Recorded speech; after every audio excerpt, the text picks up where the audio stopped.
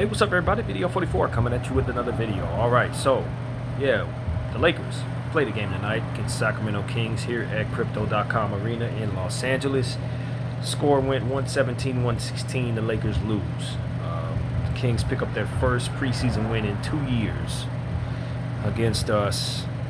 After, of course, us having a really good first half, shooting the ball well, and then just like the preseason has gone over the last several games, we put in Nick Smith Jr. and live and die with whatever he decides to make. I'm frustrated with that, but I come in understanding that this is, as I've said many times, about putting guys in positions from which to learn about them. So I think we saw what we needed to see from everyone.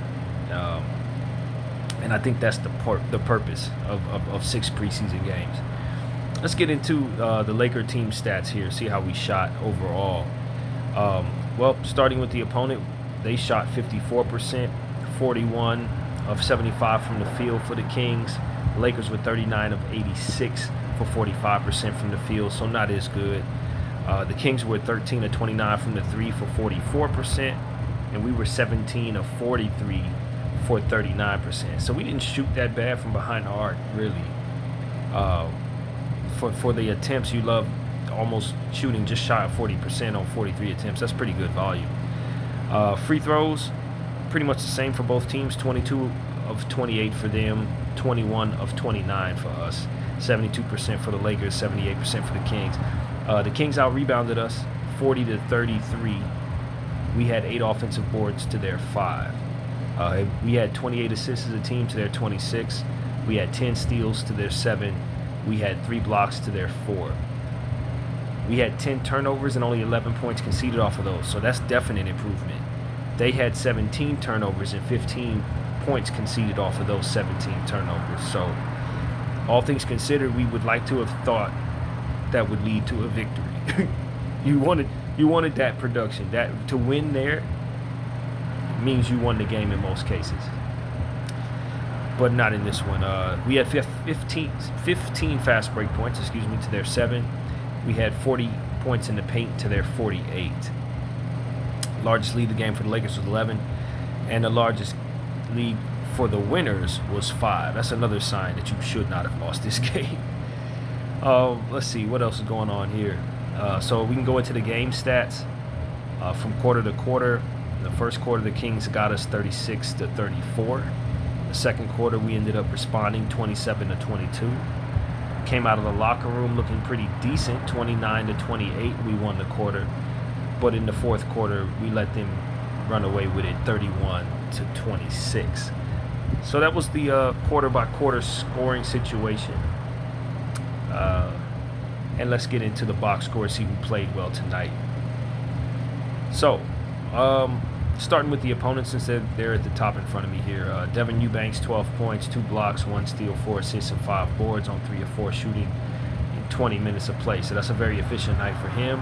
Isaac Jones, who won the game with the free throw off a foul that I didn't really agree with. They said Nick Smith fouled him. I guess you could say it was a foul.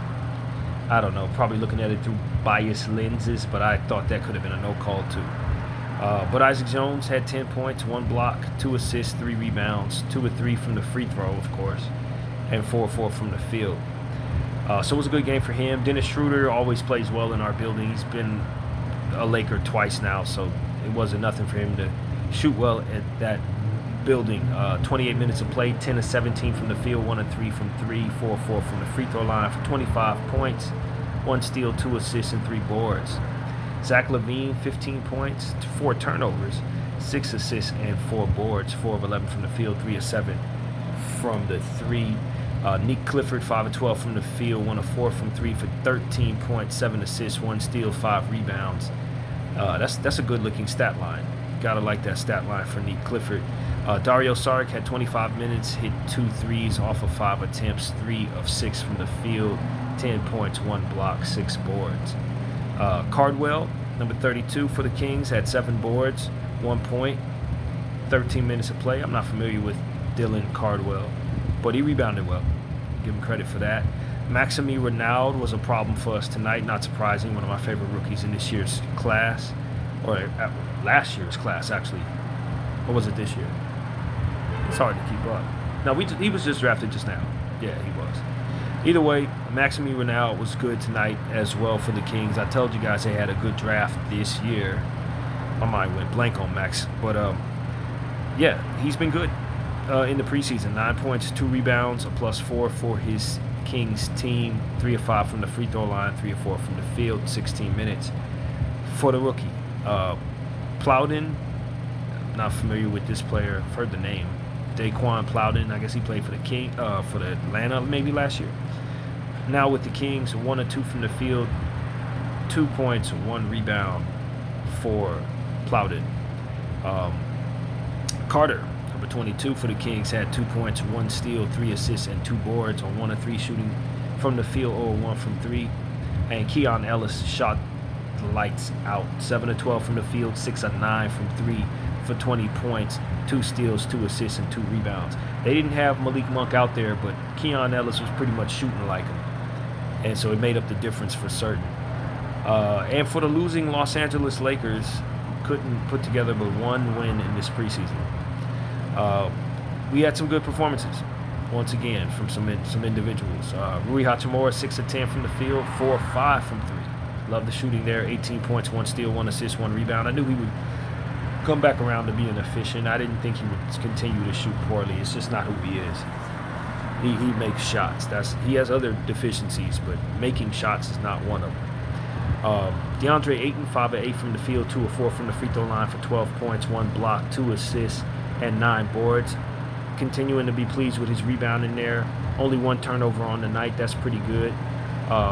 1 block. Always want to see defensive stats from Ayton. I think he had a pretty solid night tonight. I think we went to him a little more offensively. He looked more comfortable tonight. Very efficient evening. Gabe Vincent started the game off hot once again, man. 5 of 6 from the field, 4 of 5 from 3. 14 points, 1 steal, 2 assists on +13 for Cardi G, who was very, very aggressive. Had a fantastic preseason. Probably some of the best basketball he's played in his career. Definitely some of the best shooting.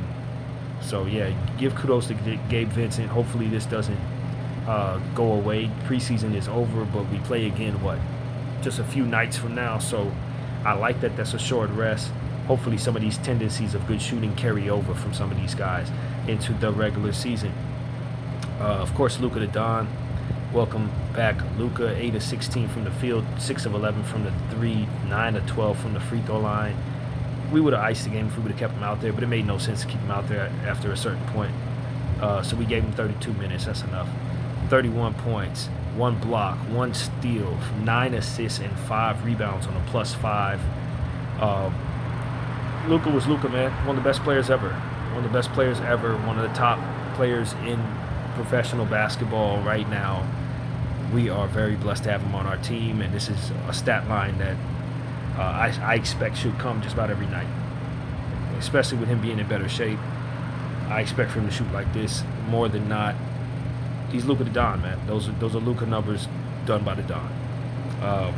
Austin did not have that type of night tonight, man. Austin had a tough shooting night. I think he helped out in other areas, which is a trait that I love to see in Lakers. So we'll start with the good. He had 2 steals, 8 assists, 4 rebounds, 2 turnovers tonight, and was a +2. That's the good. The bad, 3 of 15 from the field, 0 of 7 from the 3. 8 points for Austin Reeves. I mean, you got away with it. You probably would have won the game if your team, schemed normally, as if you were trying to win. You would have won. So it didn't cost us the game. But it was one of those things where he was pretty much the only player that was cold out there. And he attempted 15 shots. So when you look at everybody else who's literally on fire, and then you see a guy attempting 15 shots and missing 12 of them.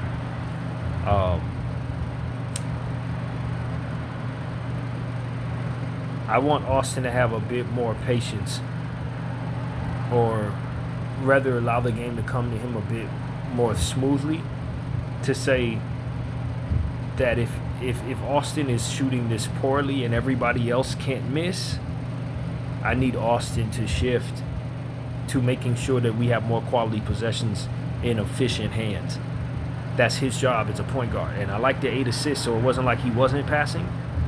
But I do not need you to go 3 of 15, bro. Those are way too many shots missed in a night where you got like 9 different producing, efficient Lakers out there. I mean, Dalton Connect could hit shots tonight. Marcus Smart had a pretty good shooting night.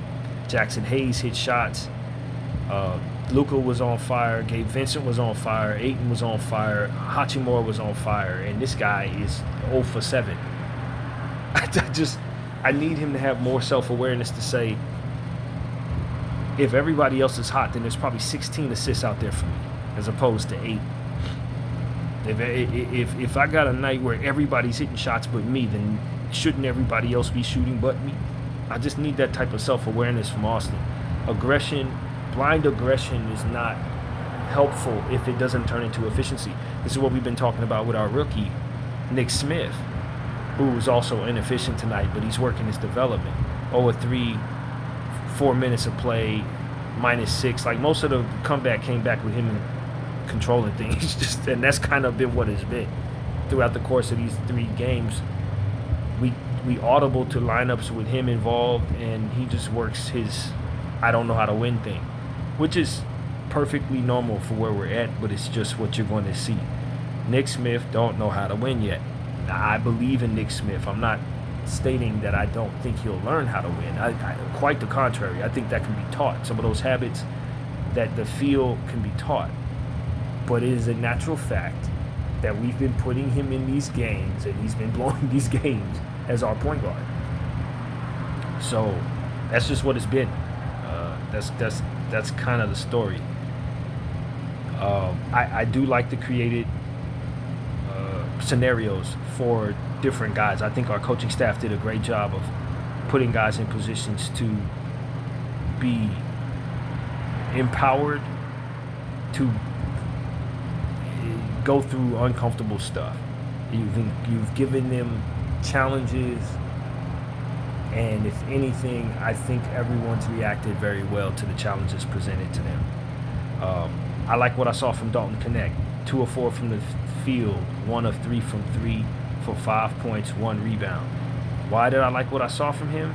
He didn't have a big night, didn't have a lot of minutes, but he hit a big shot. The shot that tied the game, which was ultimately like an expiring shot clock type situation. Dalton Connect was the guy who was able to hit the 3, and I think that was so important for his confidence, especially given everything we've been talking about with him. So I like that from him. I'm glad he was able to hit that shot. Hopefully that continues to propel him to feel good about his shot going forward. Marcus Smart, diving on the floor. Although his 2 of 8 3-point shooting was also a bit of a headache, ultimately I thought he was good out there. 14 points, 4 steals, 2 assists, and 3 rebounds. I love the footwork and the ability to create uncomfortable circumstances for defensive players. I thought he helped out on the offensive end much more than I expected him to in just his second game as a Laker. And you could just see where his energy is, and is going to be infectious. And when you have Vanderbilt already in place, you have guys like Gabe Vincent who are active defensively. You have Ayton, who's an improved defender. Jake LaRavia, who's a pretty sturdy defender. You can start seeing the makings of a team that may be capable on the defensive end, a bit more so than maybe last year's unit. Just in general, I think Marcus Smart brings a certain toughness to our team that we didn't have, certain spirit of feistiness to our team that only complements other guys as well, you know. So I like our overall unit this year. I'm excited about these young guys. I think we had a pretty telling preseason, even though we didn't have our full stuff out there and felt we could have won if we did. Overall, I thought we got we worked out the things that I wanted to see us work out for the most part. get guys out of slumps. Rui started the preseason cold, ended the preseason hot. We gave him the looks. Ayton, same thing. Didn't start off pretty good offensively, ended the preseason with a hot game. Gabe Vincent, on fire. Luka Doncic looks like himself. Jackson Hayes has been as productive as he's been in some of the best opportunities he's had. We're getting something out of young guys like RJ. We're getting something out of guys like Dalton Connect, who's starting to find his way out of his slump as well. So, I like what we have. It was good to see Maxi Kleber out there. He looks good, and he's in shape. You can see the muscle that he's put on is real. It's not just fake muscle. He's been working hard. You can tell. So that was good. Christian Coloco, I like some of the stuff that I've seen from him in the preseason defensively, rebounding the ball particularly. Didn't play much tonight, but he rebounded well in this preseason. Nate Williams, we didn't see him or RJ tonight. Coach's decision. Those guys played a lot of ball, so I wasn't surprised to see them not out there. I don't know who all gets cut, but I don't think RJ should be cut. I'll tell you that. And I know we're not cutting Nick Smith. So I would expect it would probably be Nate Williams and Watson, is my guess. Watson probably for certain. But Nate would likely, I think, be the other cut as well. But we'll see. We'll see. That is not my call, obviously. So, yeah, man, that's really the gist of it. Vanderbilt looked pretty good. He came back from the contusion of some sort and looked himself tonight. I thought he was really good. I like what we did with him offensively, specifically asking him to catch and go. We're not allowing too much time of him standing behind the arc trying to figure things out or holding the ball, looking around, trying to pivot or none of that. As soon as he gets the ball in his hands, he's striking at the rim for a layup. I love that idea. I think it's a good way to keep the defense off guard and to buy yourself opportunities on the offensive end to assure that you can make him productive enough to keep down there for the defensive stuff. I think you're more likely to have success with not only Vanderbilt but other players like him who aren't particularly good on the offensive end doing this. Just as soon as you get the ball, put it on the floor. As soon as you get the ball, strike at the rim. Try to get a layup. Try to get to the line. Don't worry about all the other stuff. Don't worry about running any type of play. Just put the ball in Vanderbilt's hands, and from wherever he is, he immediately looks to put the ball on the floor and get to the rim. I loved it. I've never seen him utilized that way. I think it's a recipe for success in utilizing players like him, and I think it could work. I think that could really be a point of emphasis to take the pressure off of him. Because what I ended up seeing a lot of the time with previous coaches with Vanderbilt is because teams leave him behind the arc for the corner three, what we often did in all of his possessions was scheme a play to get the open shot for which he happened to be. So as a result, you end up taking this low percentage shot that's ultimately open, giving the defense all the rest in the world, instead of keeping them on their heels in any way while this offensively deficient player is on the floor. You gotta take away those moments where you exploit or your players' weaknesses. You know what I mean? And that's ultimately what we're doing with Vanderbilt when we would allow them to leave him open from behind the arc, only to pass him the rock for him to miss the shot. And then he'd lose confidence in himself, you lose confidence in him. It tumbled forward for the worst of stuff. What JJ essentially did is say, we're going to remove those scenarios entirely. What we're going to do is put the ball in your hands at a certain spot and ask you to just go. Offense be damned. Make something happen. Do it fast. Strike hard. That way you take it from the pressure off of yourself to hit the three, Vanderbilt, and put it on the defense to backpedal as you and your frame are ultimately going for the easy lay. They're going to foul you, and it's going to make you look good because you didn't take a bad three-point shot. You didn't mess up the spacing because we immediately striked as soon as you got the ball.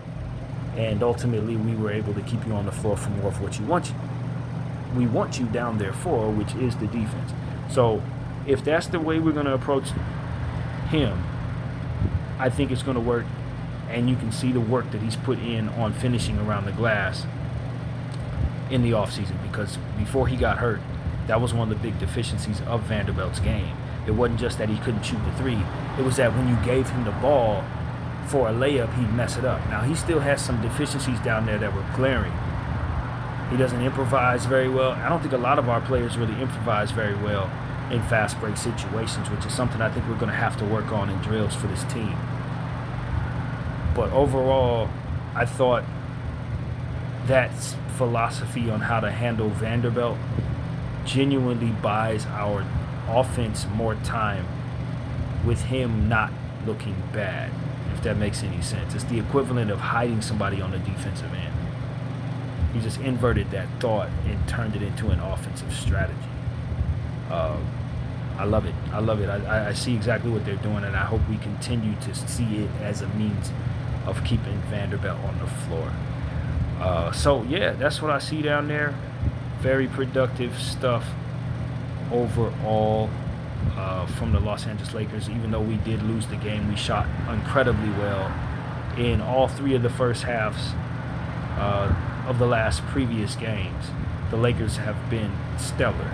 It's the second half when we audible into our young guards and things ultimately go to crap, more or less, from there. So that was my prediction for this basketball game. It played out that exact way, and I think we left opportunities to gain some rah confidence on the table there.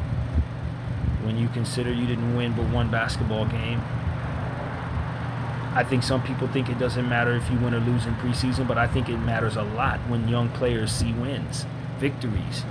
Not everybody's trying to just scheme just for scheme's sake. We're trying to see something happen from that, and ultimately you don't see that when you do this. I hope the Lakers have a bigger picture plan here. Like I said, I saw a lot from the minute standpoint and individual standpoint to make me feel good about the players on this team this year. I think some of the pieces that didn't fit as well last year fit better this year because of some of the stuff that we did with the roster. And I'm pretty damn excited that this is going to be a good Laker unit. Too bad LeBron James isn't 100% healthy, because that would make things a lot better, obviously. But from a roster constructing standpoint, I think Rob Pelinka did a better job this year than he has maybe in the last 3 or 4 years. Team still has some work to do, but we got some really feisty defensive players to make up for a overall bad defensive roster. We got some plug-and-play athletes at the bigs position. When everybody gets healthy, that's what we're going to have. Guys who should be able to catch a lob here and there, which is so important for Luka Don's game, as we know. So like having Jackson Hayes, you see the importance of him in a lob play like he had today in this preseason game, where Luka found him. Like that Jackson Hayes is a more valuable piece on a Luka-led basketball team than probably anywhere else, because of how reliant Luka is to that lob action.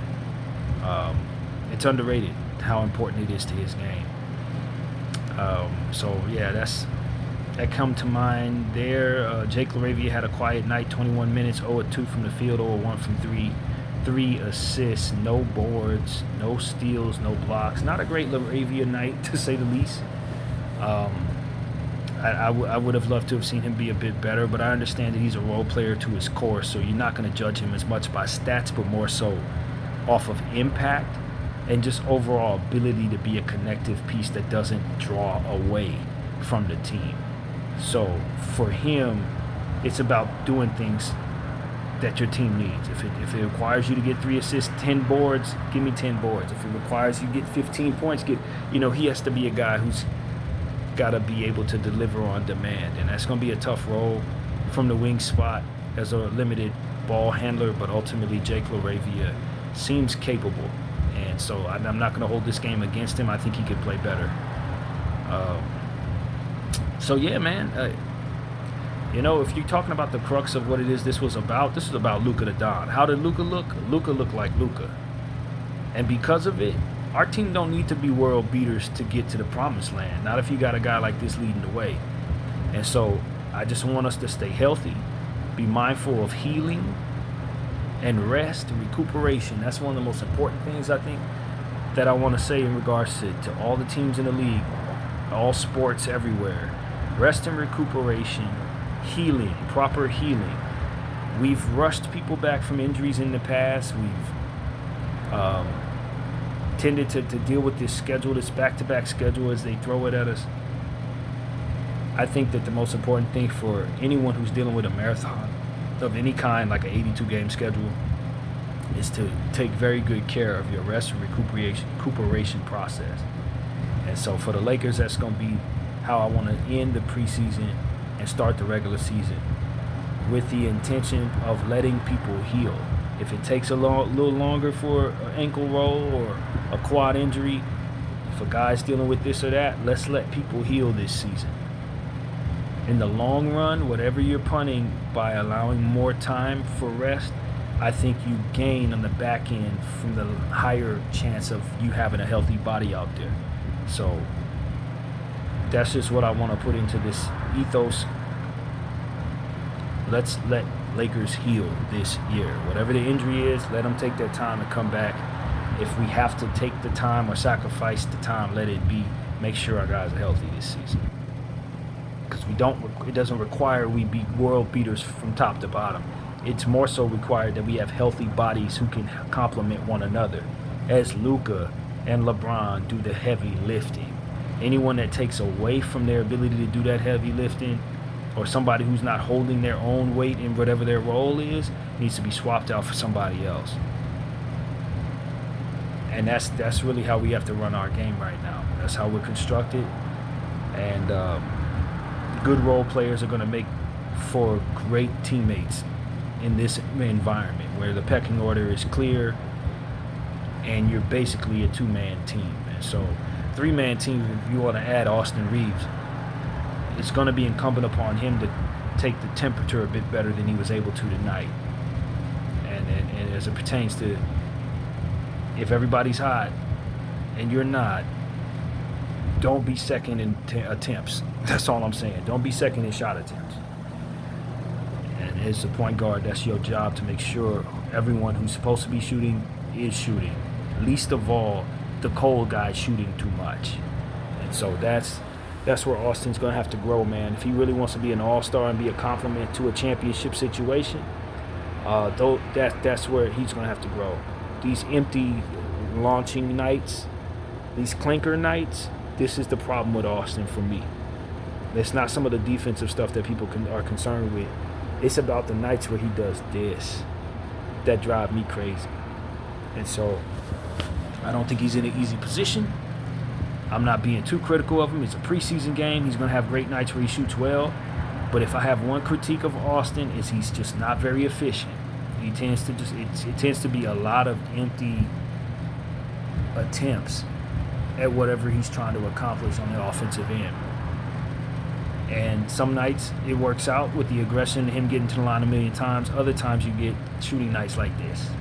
0-7 from behind the arc, 3-15. So, you know, Austin's he's got the toughest adjustment to make. And I'm tasking him with making it. Make the adjustment, be more efficient, opt to do more of what helps the team rather than whatever the hell this was. that's literally what I have to say about that. So yeah, man, overall I'm pretty happy with my team. Glad Rui is out of his slump. Glad Connect can lay his head down knowing that he hit a big shot. I think that's huge for our overall team psyche, that he be confident. And I think we might have worked magic in just the 6 games that we had here, letting him work through his struggles. So yeah, kudos to JJ Redick on that front. And now we get ready for Golden State on Tuesday, man. Golden State, 7 p.m. That game will be on NBC. And, you know, that's the start of our regular season right there, man. I believe that game is going to be in Los Angeles. Pretty damn certain that's what it is. Yep. And so, we'll be ready. We'll be ready for the rigors of the regular season, man. It's a long season. We got a young team. We got a super Hall of Fame legend getting ready to, kind of call it a career. You got another super Hall of Fame legend just signed an extension, Richie. You got yourself a big man. There's some good things in place now. The Lakers feel good about themselves. We're in a healthier spot than we felt we've been in a long time from a franchise perspective. And our future is looking really bright with one of the best young talents in the world in his prime on our squad. So, hey, man, we might have lost a couple games in the preseason, but I think the Lakers are definitely winning the battle they've been in. And next step is to try to build something. And so I think this season marks day one of what you hope will be a nice long era of Luka Laker basketball. So that's pretty much what I gotta say. Thank you all for rocking with me in this preseason. Let's get ready for the regular season. My name is BDL44. I thank y'all for watching. Oh, one more thing. Who gets the game ball? Clearly, we didn't win the game, so I can't give the game ball to the Lakers. Only did that once this preseason, and it wasn't something I'll do again. So the fact that the Kings won means that it's going to be a King. I think that the person who deserves it the most is probably Keon Ellis, with 7 of 12 from the field, 6 of 9 from the 3, 20 points, 2 steals, 2 assists, and 2 boards. There were so many hot Lakers out there hitting shots, but I think I'm going to go with Keon Ellis as the player of the game. Some would say Dennis Schroeder maybe. I'm not mad at that either. Dennis was fantastic, but I'm going to go with Keon Ellis off the bench with the 20 points and the efficient shooting. So that's your player of the game. I didn't give any one player the game in the last one, but it's preseason for all of us. I'm missing out on some of the polish that comes with my game over here, but the rust will be shaken off. We'll be in mid-season form by the mid-season. So that's really where we at, man. I appreciate everybody for being patient with BDF 44 and a Laker loss. And I'm out.